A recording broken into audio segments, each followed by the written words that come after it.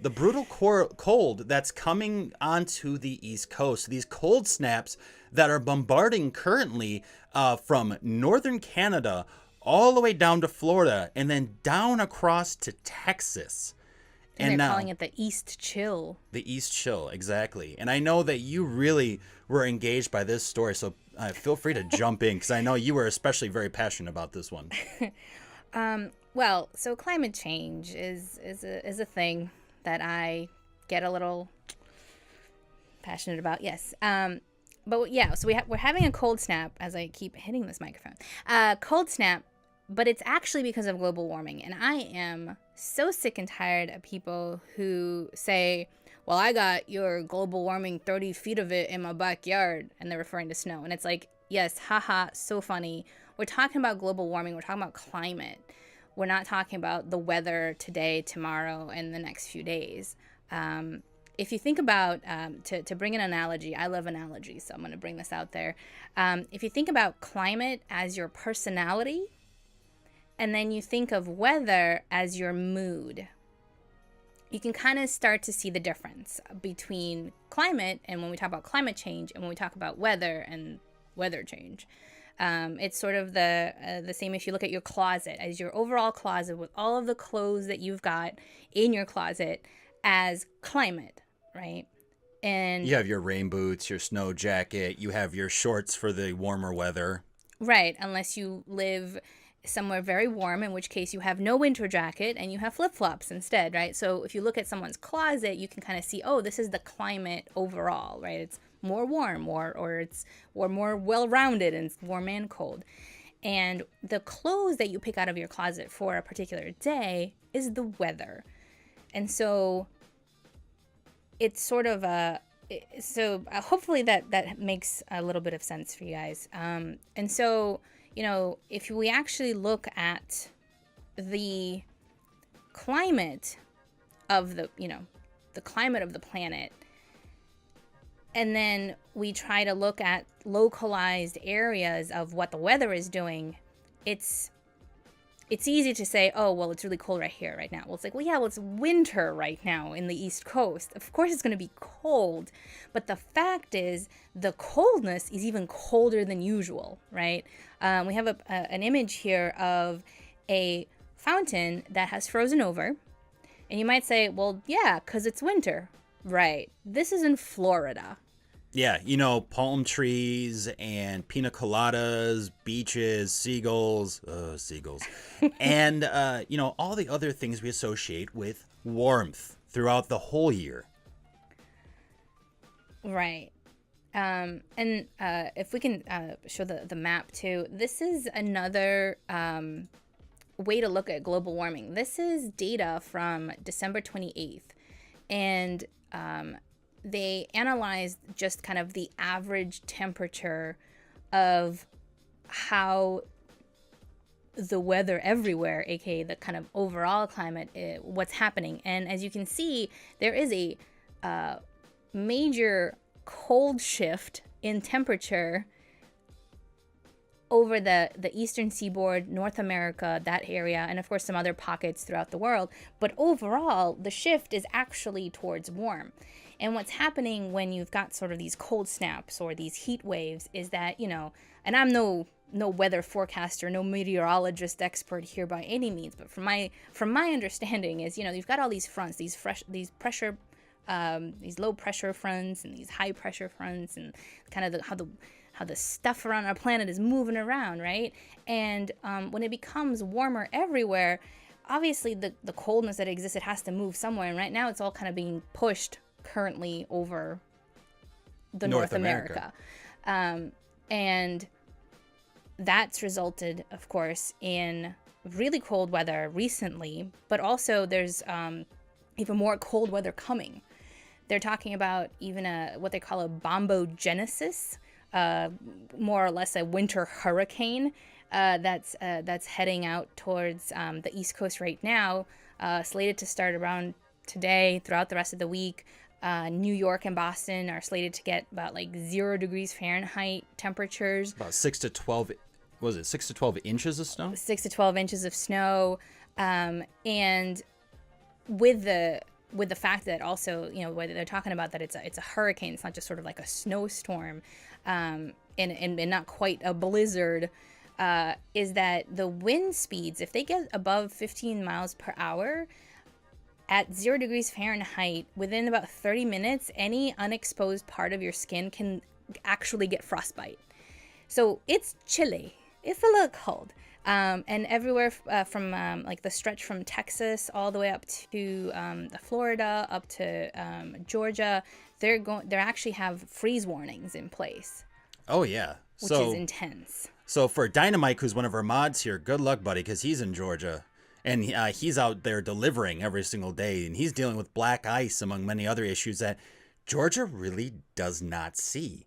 And even just to think about the ice in Florida that's happening, the freezing from that fountain that we saw, to just people's windows on their cars, them having to scrape ice off of it. And it's gotten so cold, folks, just to give you the severity of how cold it's actually getting, water parks in Florida have closed.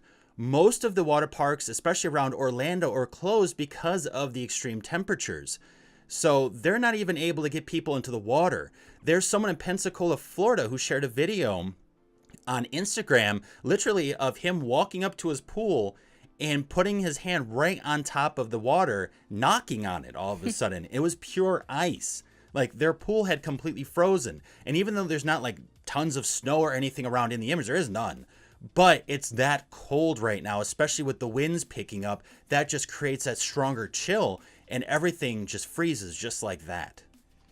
And to think about it in yet another way with global warming, the warmer that overall it gets, and we're not even talking 5, 10 degrees, we're talking 0.1 degree change.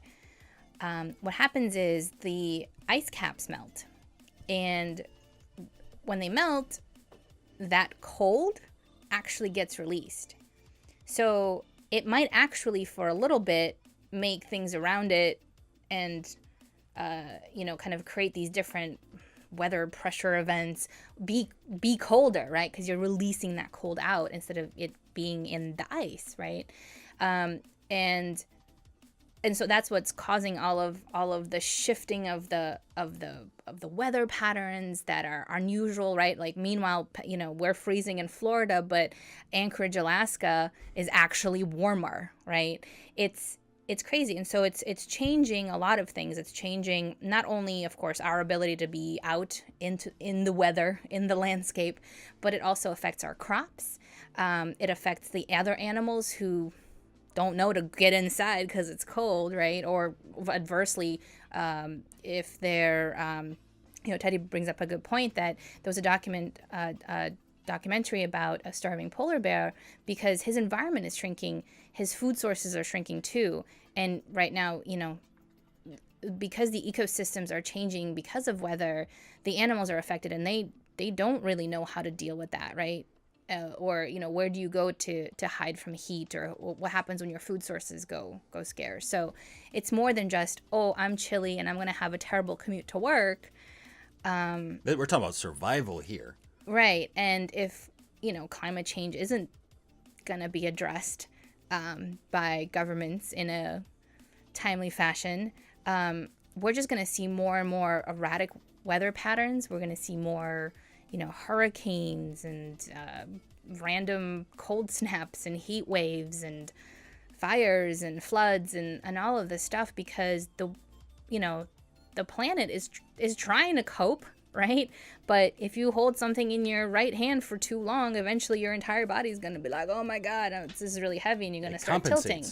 And it compensates for it. So, and yes, the planet has been really good to us for hundreds and thousands of years, but you get to the point where, okay, eventually the muscles, the muscles need a break. Yeah, something's going to give. And with this whole situation, what's really interesting too, because I saw an article, I would have to say probably about 4 or 5 weeks ago now, maybe a little bit longer.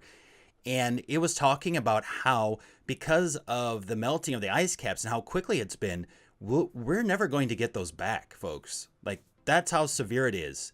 The North Pole, as you know it, will never be the same. It's not going to glue itself back together the way it was. And so we have to deal with that change now. We have rapid water rises happening everywhere along the coast in every single country. And those are pretty much permanent.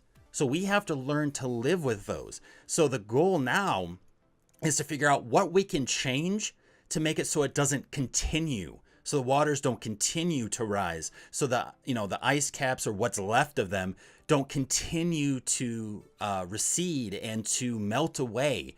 And really, we're just doing damage control now. The damage is done, but it's just how far will it go? And that's the biggest point. And to go off of what Tatiana is saying too, is that everything has a balance. It is very much this sense of yin and yang. You have your peaks and your valleys, just like with a sound wave. If that helps you think about the environment and the temperatures, everything is really like this sound wave or sine wave, where you're getting this peak. So you're getting these high temperatures everywhere else, which means the low temperatures have to be somewhere. That's just the way our world works, is that there is a left hand and a right hand. And as soon as the left hand does something, the right hand is going to feel it and react to it. And we have to keep that in mind. And we can't, again, going back to the story on about rejection. Also, we can't just put our heads down in the sand and say, no, this is ridiculous. No, scientists are lying to us. Yeah, any other time they would talk about any other subject that we're passionate about, we go, oh yeah, no, they're totally credible. They're totally on point with it. And blah, blah, blah, blah, blah. And they have the education and they paid all this money to go through school and they write all these papers and do all this research. But heaven forbid they say something we disagree with. And then it becomes, no, they're hacks. They don't know what they're talking about, or they're being paid off to do a conspiracy, when all their attempts are to try to help save us from ourselves. Right. I mean, social psychologists definitely tell us that people react viscerally to their immediate surroundings, right? Preconceptions and values inform the way that we process information. And that's even more so true when you're looking at information of the unwanted kind, right? Like, oh man, climate change is real and I gotta get off my bed and do something about it. Nah, it's cool. It's cold outside. Clearly not global warming, right? And you just kind of tune out. Which is why it's really important that if you are passionate about a subject like this, make sure to vote for the people who can make changes happen. Let other people know, inform them, because together we can make a lot of noise and people can be heard and seen, but there's just such an overwhelming loud noise from the people on this and many other subjects that are like, nah, that's not true. And it's like, I'm sorry, are you a climate scientist person? Like, what? I don't go to my hairstylist and say this hair looks weird. Yeah, I don't trust in your education and in what you do. It's like, it's so funny how we rely on so many people to provide services to us, and that's what we hire them for. And then all of a sudden, as soon as we don't agree with one little thing, or one big thing in this case, we just go, no, you're a hack. Doesn't matter. I agree with everything else you said because you're a professional, but now you're not professional. It's like we really got to get our heads out of our rear ends here, suck up our pride, and take on a little bit of rejection. Our thoughts are getting rejected here, and that's okay. It's a learning situation that ideally will save our ass. Yes, and welcome in. Hello, Dynamite. Wanted to, I don't know if you heard us, we are actually issuing a warning for Georgia that it's going to get cold. So bundle up. So enjoy that cold snap, feller. Take care of you. And Teddy M3 in chat says, it's ridiculous because we need, in fact, to save our environment because the planet Earth itself isn't dying. Planet Earth will recover and adapt. It needs hundreds of years, though, but it'll manage. We don't survive it, though. We don't have those hundreds upon hundreds of thousands upon thousands of years to go, no, we're good. We'll make it through. No. That's just not how it works. The weather does not care if you have a family. The weather does not care what diet you're on, or whether you follow the latest selfie from Kim Kardashian or Chrissy Teigen or whatever the hell her name is. It does not care. It does not care what car you own. It does not care how much money you have in the bank. It will impact you nonetheless. Everyone gets impacted from this, both the rich and the poor. No matter what color, what region you're from, you're going to get hit by this. Straight up fact. So we've got to accept it and move forward. And I know environment, among so many other things, seem massive to one individual person, right? But you do what you can. So if there's a petition out there, you try to sign the petition, or you start one your own, one yourself. If there are organizations that help to meet the goals that you're looking for, invest in them. Because overall, that investment is a lot bigger than any investment is actually. You know what I mean? Like giving $1 a month to an organization that could maybe save the human race doesn't sound too expensive to me. And then, of course, if you feel like, well, I don't want to go into politics, for example. And I know politics on Twitch is like, ugh. But overall, again, I'll hit on this rant. Politics, polis, inside politics, means people. Anything that affects the people. Just like Metropolis is city of the people. So you don't like high game rates from EA games, or you don't like the microtransactions, guess what? That's politics. If you don't like something, or if you like the way Twitch is being ran because people like us can have a platform to speak to you and connect to you, that's also politics, folks. Politics, it impacts everything that we do. And it's not about, especially in this stream here, it's not about, well, you're right, you're wrong, you're dumb, you're not. In that sense of like battling, but it's about sharing ideas and creating pathways. And so here are some pathways for you to follow or engage with. So if there are other people, for instance, that are going into politics, that's their pathway to help change things in this world, then support them, vote for them, put time into their campaign, do some calls. If you have social anxiety, which I don't like calling people, I don't like going door to door in front of people and be like, hey, sign this petition. I just get so much anxiety from that.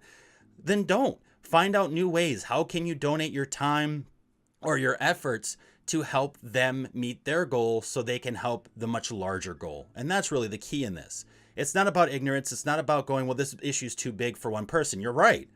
But it needs more people then to take on this issue. You can't expect to sit on the sidelines and get the benefit saying someone else would take care of it, because there's about 1 million other people saying the exact same thing. Oh yeah, the bystander effect is a real thing.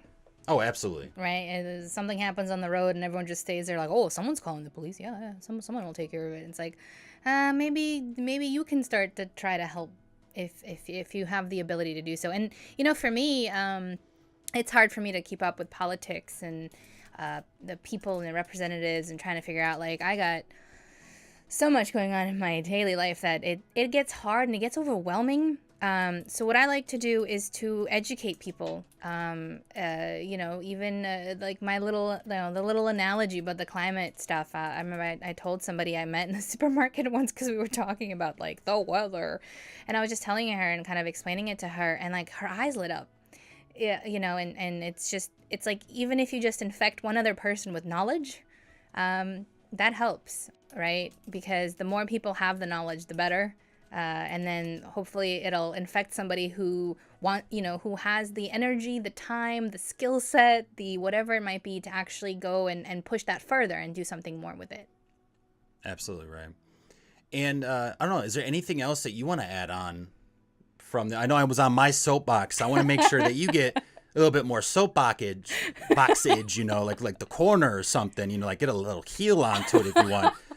I want more loot boxes. No, I don't. Yeah, you did not hear that. I swear to God, you did not hear that. Hey, if they're free, I'll take them. Oh, yeah, if they're free. Just saying. Saying. I'll take a skin or two, But yeah, no loot box. I think I did my spiel. I just, man, when the people are talking about climate, and again, if you don't know something, like that's not your fault. Like in terms of, it's not like we're all born with knowledge, right? But I don't know. I just think, yeah, like you were saying, some people, they hear something and it fits with what they believe in, or it fits with the way that they just know things to be, and they just go with it without actually doing a little bit of more research. And especially now in this day and age where you can go online and you can find out everything. Yeah. To some degree.